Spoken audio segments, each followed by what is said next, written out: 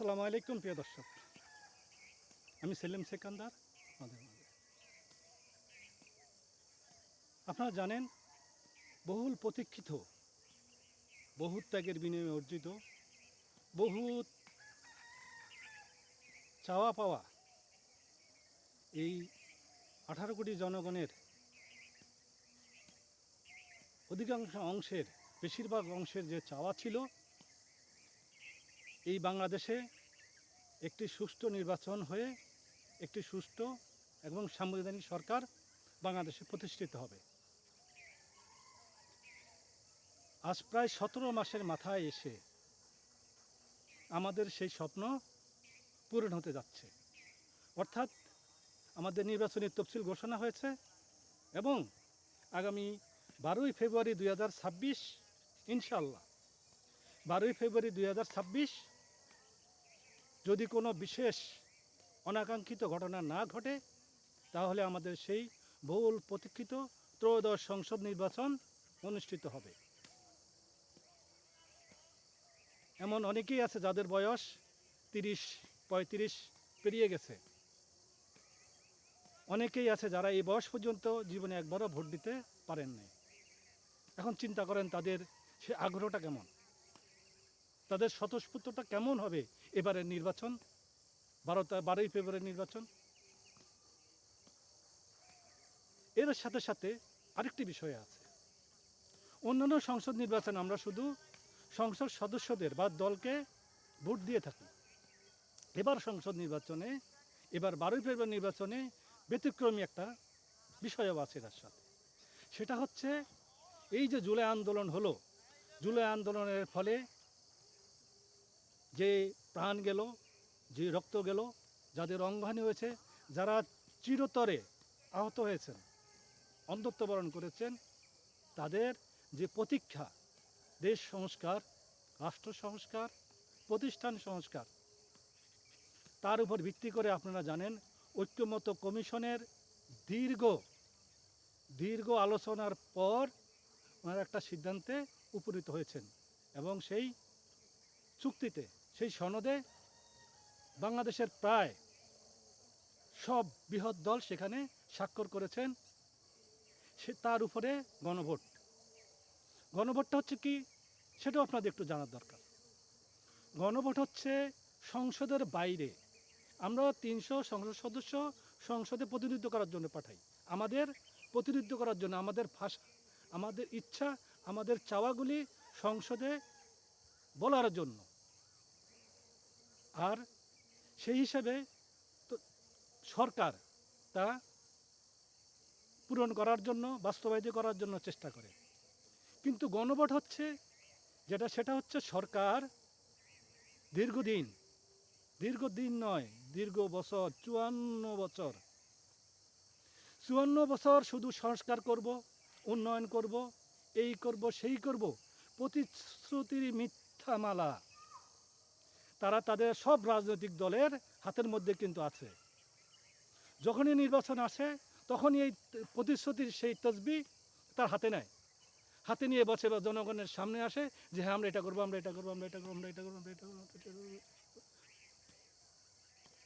কিন্তু যখনই এই পর্যন্ত যতগুলি দল এসেছে, আওয়ামী লীগ, তারপরে রাজনৈতিকভাবে বিএনপি, মাঝখানে অন্য সরকার ছিল 2 জন, তারপরে এসেছেন ছাত্র সরকার, তারপরে এসেছেন এরশাদ সরকার, তারপরে এসেছেন আবার বিএনপি সরকার, তারপরে আওয়ামী লীগ সরকার, তারপরে বিএনপি সরকার, তারপরে আওয়ামী লীগ সরকার, তারপরে জম এসে আমাদের গাড়ে বসেছিল। আজরাইল, মানে এটা মৃত্যুর আজরাইল না, এটা হচ্ছে শাস্তি দেওয়ার, পানিশমেন্ট দেওয়ার আজরাইল। সেই আজরাইল বসে দীর্ঘ 17-18 বছর আমাদের শ্বাস রুদ্ধ করে ধরে রেখেছিল, যেন মরতেও না পারি, বাঁচতেও না পারি। যাক, সব কিছুর পর জুলাই একটি সামান্য বিষয়ের উপর ভিত্তি করে, এর আগে আপনারা জানেন যে এই সরকারের বিরুদ্ধে কিন্তু আন্দোলন কম হয় নাই। এই সরকার এই সরকার বলতে বিগত যে মাফিয়া সরকার ছিল, ভারতের মদতপুষ্ট, ভারতের এজেন্ট সরকার যে ছিল, তারা কি করেছে, প্রথম ক্ষমতায় এসে প্রথম আক্রমণটা করেছে আমাদের বিডিআর ক্যাম্পে, বিডিআরের হেডকোয়ার্টারে। বলা হয় সেখানে বিডিআরের অফিসারদের মারা হচ্ছে, কিন্তু বাস্তবিক অর্থে তারা সবাই ছিল বাংলাদেশের মানুষের প্রাণ আর্মি অফিসার, 57 জন। আপনারা গুগলে বা উইকিপিডিয়ায় কখনো সার্চ করে দেখেন যে কোনো দেশের 57 জন সেনা অফিসার একদিনে হত্যা হয়েছে কিনা, একদিনে মৃত্যুবরণ করেছে কিনা। সেই ইতিহাস বাংলাদেশে সৃষ্টি হয়েছে, রেকর্ড করেছি আমরা। আমরা এর আগে দুর্নীতিতে 5 বার চ্যাম্পিয়ন হয়েছে, আমাদের রেকর্ড আছে। এরপরে বিডিআর বিদ্রোহের যে সেনাবাহিনী হত্যার রেকর্ড হয়েছে, এরপরে হেফাজতে নিরীহ মাসুম যাদের ট্যাক্সের টাকায় সরকার চলে তাদেরকে অনেকে বলে পাখির মতো গুলি করে মেরেছে। আমি দেবো পাখির মতো না।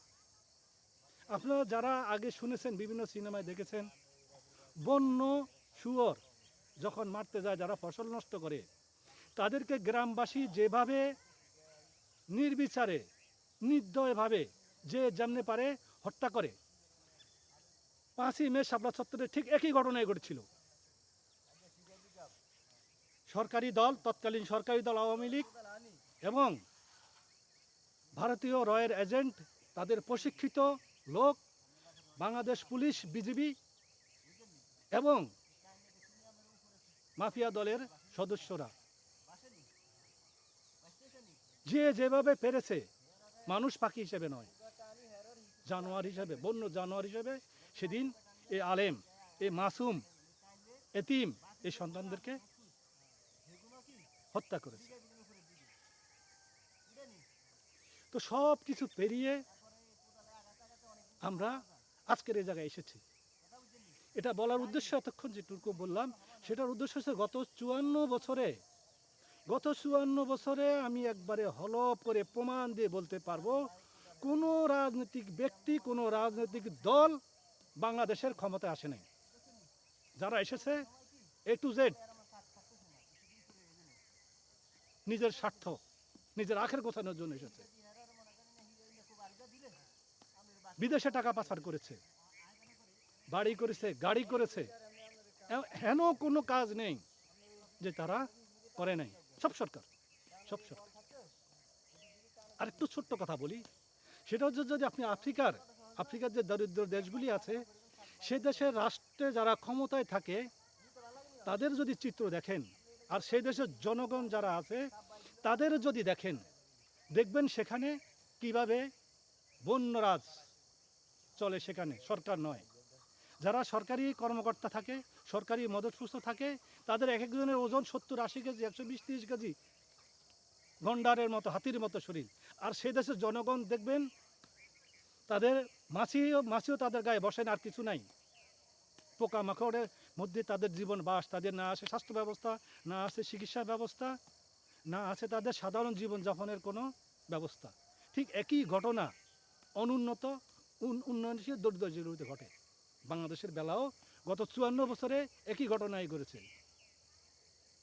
জনগণ পুষ্টির অভাবে মারা গেছে, আর নেতারা অতি পুষ্টিতে, মানে অতি খাদ্য গ্রহণে, অতি রাজকীয় হালের জন্য সাইজে বৃহৎ হয়েছে। তো আমাদের এবারে যে আন্দোলন ছিল সেটা কিন্তু হাসিনা হটাও আন্দোলন ছিল না। শেষ পর্যন্ত আন্দোলনের যে বিষয় ছিল সেটা যদিও ছিল এক দফা এক দাবি, হাসিনা কবে যাবে। কিন্তু হাসিনা হটানোর পরে আমাদের যেটা ছিল যে আমরা বারবার কেন একই অবস্থার মধ্যে পড়ব। 90-এর গণ অভ্যুত্থানে এরশাদ বিরুদ্ধে আন্দোলন আমরা করেছি, রক্ত দিয়েছি। নূর হোসেনরা বুক ছিটিয়ে সেদিন তারা মারা গেছে, গণতন্ত্রের মুক্তির জন্য মারা গিয়েছে।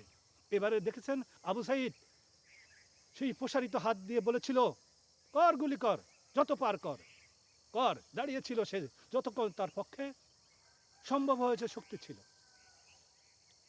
এরকম যেন আর না হয়, মুগ্ধরা যেন না মারা যায়, সেই জন্য এবারে প্রতিশ্রুতি ছিল যে আমরা এমন সংস্কার করব, এমন একটা রাষ্ট্র ব্যবস্থা করব, যার ফলে আমাদের এই দিনে আর কখনো দেখতে না হয়, কোনো স্বৈরাচার যেন বাংলাদেশে স্থায়ী হয়ে না বসতে পারে। কিন্তু কিছুটা হয়েছে, কিছুটা হয়েছে, বাকিটা আমাদের কিছু রাজনৈতিক দলের সদিচ্ছার কারণে হয় নাই। ইনশাল্লাহ হবে। তবে তার জন্য যে জুলাই সনদে সেটা হচ্ছে যে এবার যারা সংসদে যাবে তারা সেটা কার্যকর করবে এবং করতে বাধ্য থাকবে। তার জন্যই হচ্ছে গণভোট। গণভোটে যেটা জনগণ রায় দিবে এটা হচ্ছে স্থায়ী রায়, অপরিবর্তিত। কখনো কোনো কালে কোনো অবস্থাতে কোনো সরকার আবার গণভোট না দিয়ে এই আইন পরিবর্তন করতে পারবে না। তো সেজন্য এবারকার নির্বাচনে কি দাঁড়ালো?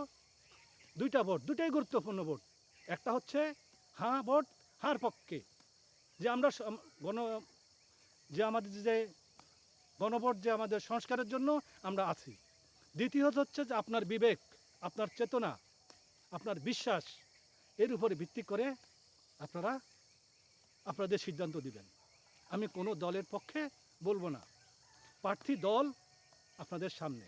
এবার নির্বাচনে বিশেষ করে দুটি দল এবারের নির্বাচনে আমাদের সাথে আসবে, জোটবদ্ধভাবে বা জোটবিহীনভাবে। সেটা একটা হচ্ছে জাতীয়তাবাদী দল বিএনপি এবং বাংলাদেশ জামাত ইসলামী।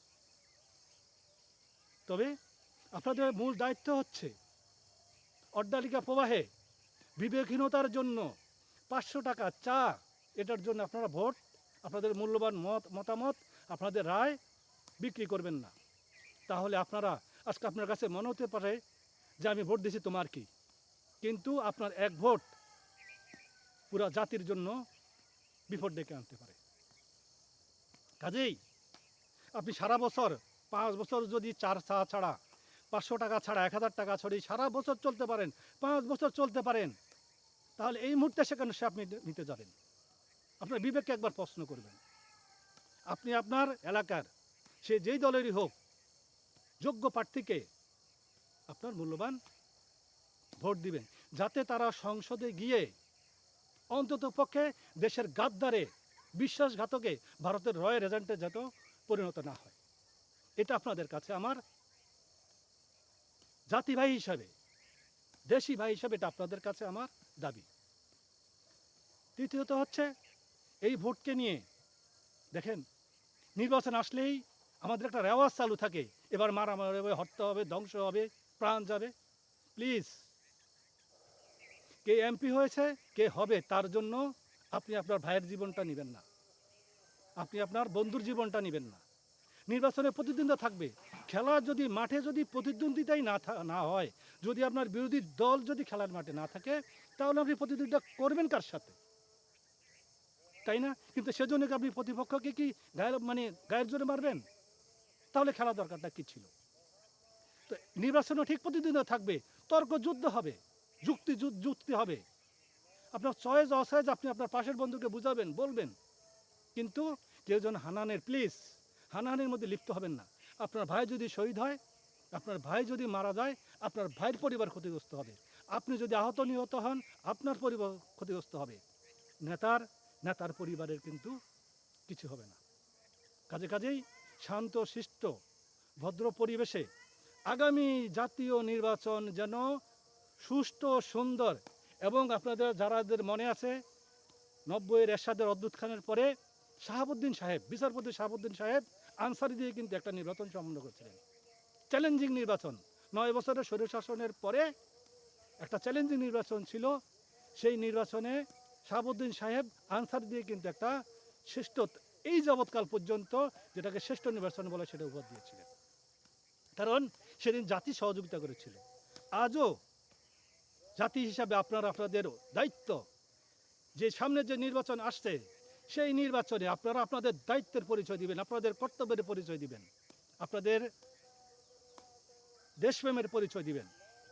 কোনো হত্যা, কোনো মারামারি, রাহাজানি, কোনো কিছুর মধ্যে না নিজে জড়াবেন, না কাউকে জড়াতে দিবেন। নির্বাচনী প্রচারণা আপনি আপনার দলের পক্ষে করবেন, আরেকজন আরেক দলের পক্ষে করবে। সে যখন আপনার কাছে আসবে আপনি তাকে নিয়ে যাবেন, আবার আপনি যখন যাবেন তাকে নিয়ে যাবেন। বুঝানোর দায়িত্ব আপনার, ভোট দেওয়ার দায়িত্ব জনগণের। ইনশাআল্লাহ যদি আমরা সবাই কাঁধে কাঁধ মিলিয়ে খেলার মতো উপভোগ যদি করি নির্বাচন, তাহলে এবারের নির্বাচনও শাহাবুদ্দিনের নির্বাচনের থেকেও ভালো হবে, এটা আশা করা যায়।